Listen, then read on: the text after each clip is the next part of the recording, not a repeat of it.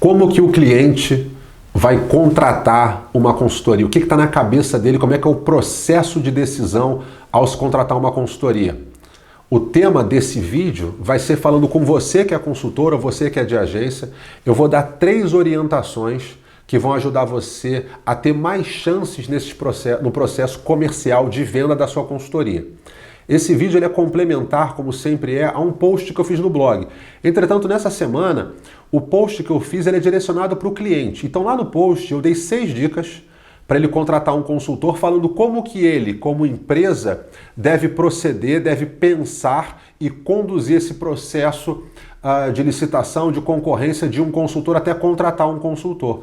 E aqui é voltado para você, consultor. É óbvio que é importante você ler lá o post para saber como é que o cliente vai estar, qual é a posição do cliente na hora de contratar uma consultoria, mas aqui para você são 3 dicas adicionais que vão fazer muita diferença em você ter sucesso ou não na venda da sua consultoria.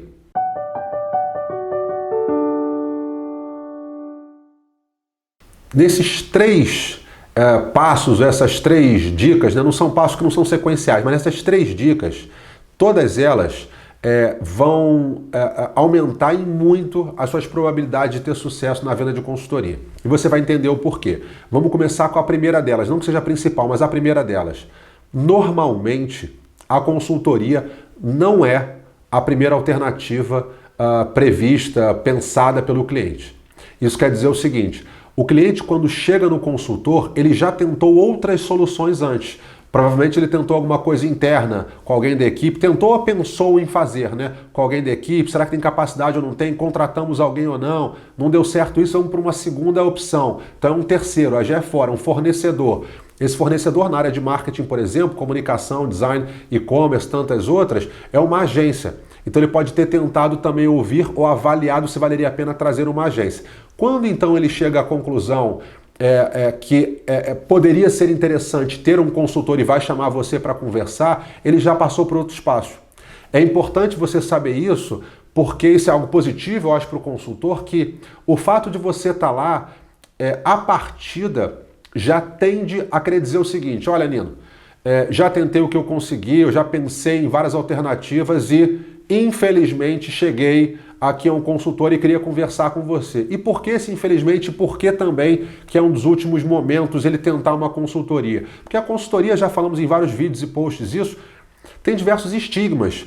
É mais caro, me cobra em hora, então é que nem taxímetro, né? Qualquer coisa já está cobrando hora. Ou então ele vai me cobrar certas horas, vai me cobrar 3, 4 horas e trabalhou só uma. Então tem um monte de questões intrínsecas ao serviço de consultoria que vão passar insegurança e vão deixar o cliente menos à vontade para buscar um serviço de consultoria. Então saiba que se ele está conversando com você, provavelmente ele já está levemente mais inclinado a contratar uma consultoria porque ele mesmo já descartou outros. Então reforça esse ponto.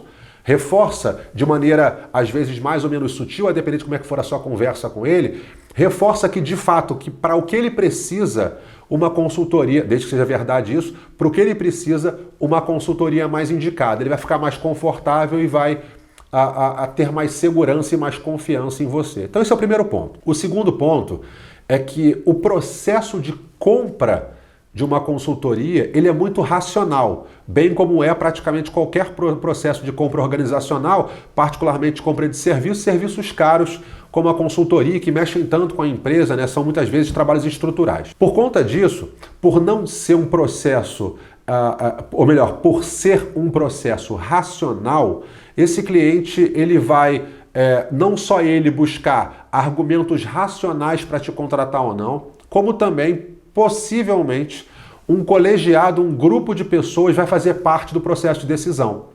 Então, mesmo que você esteja interagindo com uma pessoa, vamos supor o diretor de certa área, é possível que antes de bater o martelo, ele tenha que compartilhar a decisão e as visões dele com outros do grupo, por exemplo, outros diretores.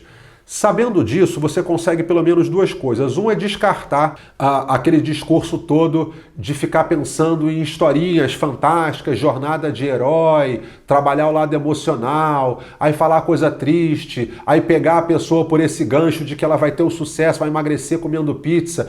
Isso pode ser útil em alguns momentos. Para compras organizacionais, certamente para compra de consultoria, isso não funciona. Então, um ponto isso, não vá por esse caminho. Saiba que você tem que ser muito racional. E por isso, nós derivamos o segundo ponto.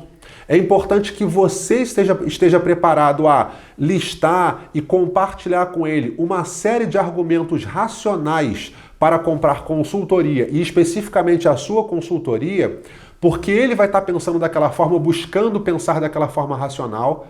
E se ou quando ele for levar essa discussão para os chefes, para outros diretores, para o dono da empresa, ele tem aqueles argumentos racionais que você ajudou a providenciar para ele, para que ele use os argumentos e defenda a posição junto a esses outros membros da empresa. Então olha como é que é importante você saber que é um processo decisório racional e que isso você vai ajudar não só a vender diretamente, como também ajudar a sua interface a vender internamente projeto de consultoria.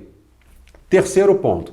O terceiro ponto diz respeito a como que você consegue maximizar as suas chances de interferir, né, em vários aspectos ao longo do relacionamento da consultoria, mesmo durante o processo de vendas, obviamente, para tentar fazer com que seja mais fácil para alguém comprar sua consultoria, você tenha mais chance de vender sua consultoria. É afetando as 5 dimensões de serviços. Empatia, segurança, vou listá-las todas aqui. Sendo que a principal delas, provavelmente, nesse momento certamente, são as evidências tangíveis.